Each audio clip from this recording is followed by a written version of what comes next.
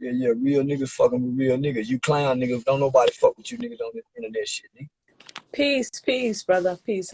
Oh, boy, I finally got a woman on here. You probably the third woman out of 2,000 niggas. And that says a lot. That says a lot. You know what I'm saying? I came to personally, and I thank you for taking me on the live.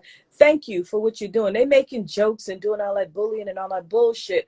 But what you're doing is, it's a serious thing, and it's important, and it's needed. And I'm so grateful to you. Like, you know, I don't publicly criticize black men because we already got a lot of beef between us and all of that shit. And I think that is for brothers to do that. And I'm so grateful for the work that you put in and for what you're willing to say out loud, because it needs to be said. I can't do it. I'm glad that this platform has elevated you, you know what I mean? But that just goes to show how much somebody like you was needed. You were needed out here. I've been waiting for somebody to say the things that you're willing to say. I'm glad you went on the Queen's Flip podcast, but I hate that he tried to make jokes out of everything and trolling. Like, but that's his shtick. That's what he do.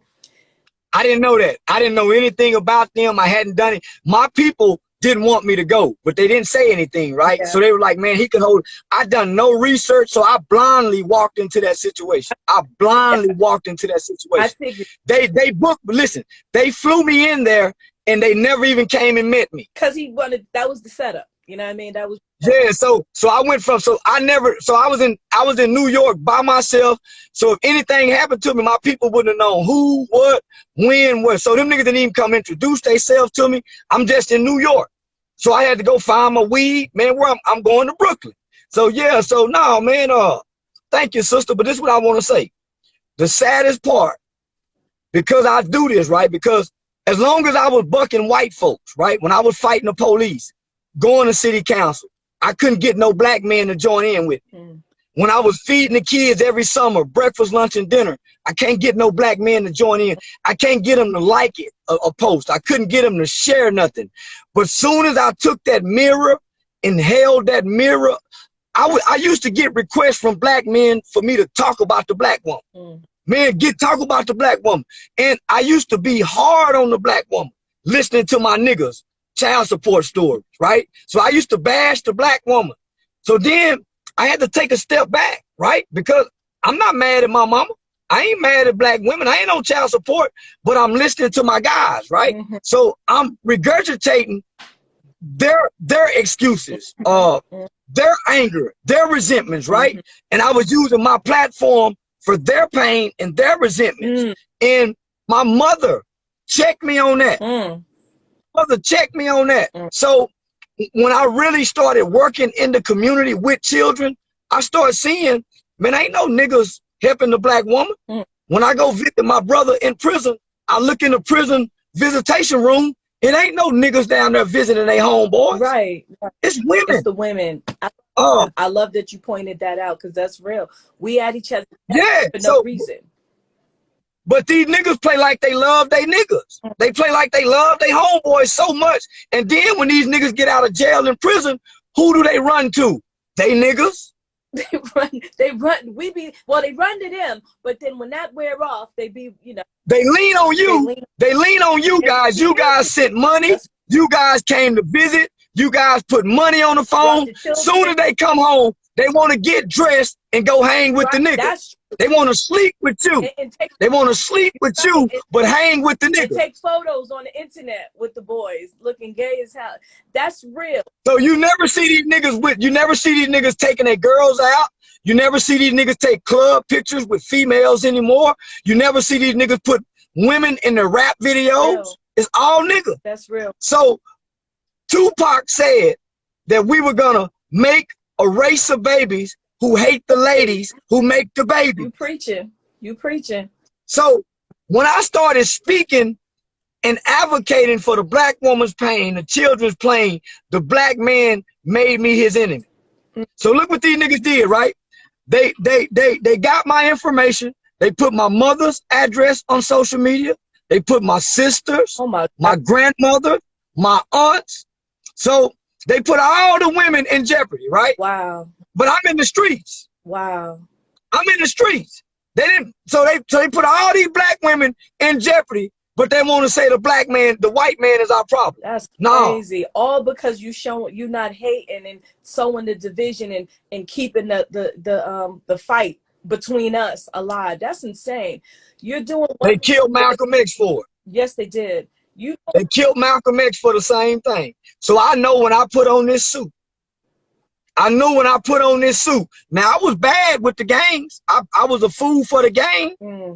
I was a fool for pimping. I was a fool. So now, why wouldn't I be a fool for righteousness? And they can't understand that. Our people too busy being entertained. They're too busy wanting entertainment, but they want foolishness and fuckery. They talking crazy in the comments.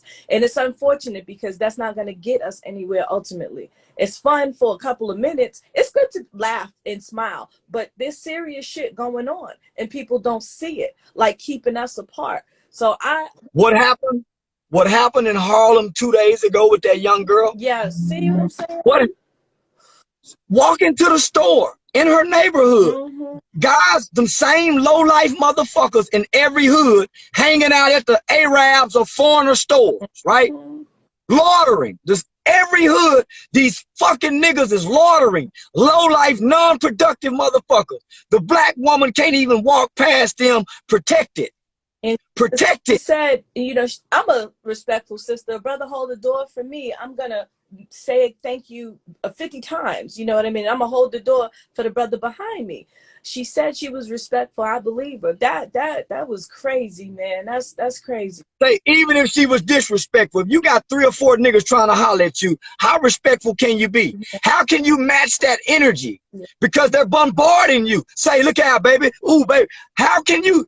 You can't. You're attacked. Yeah.